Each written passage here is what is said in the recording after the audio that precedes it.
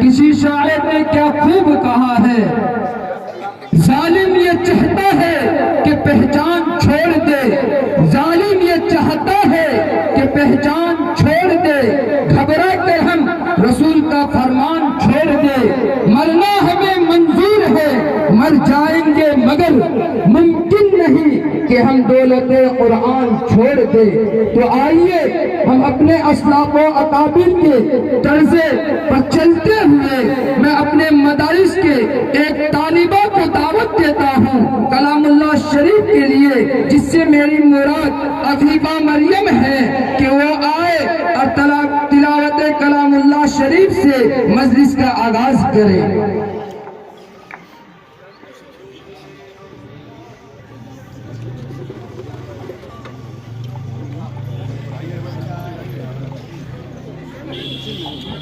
کھڑی اوپر نہیں زبردستی بٹھا رہا اس کو۔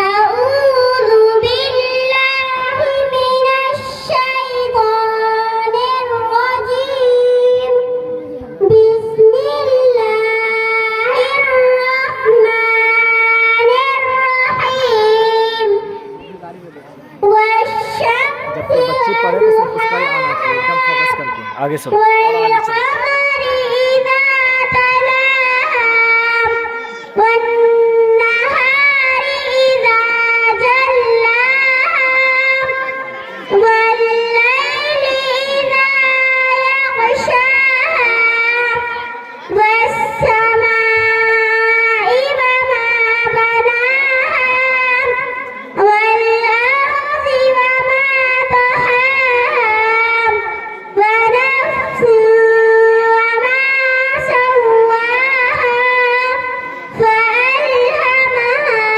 فجورها وتقواها، قد أفلح من زكاها، وقد خاب من دساها، كذبت ثمود بطغواها، إذ انبعث أشقاها، فقال لهم رسول الله ناقة الله وسقياها، فدمدم عليهم ربهم بذنبهم فسواها، ولا يخاف عقباها، صدق الله العظيم۔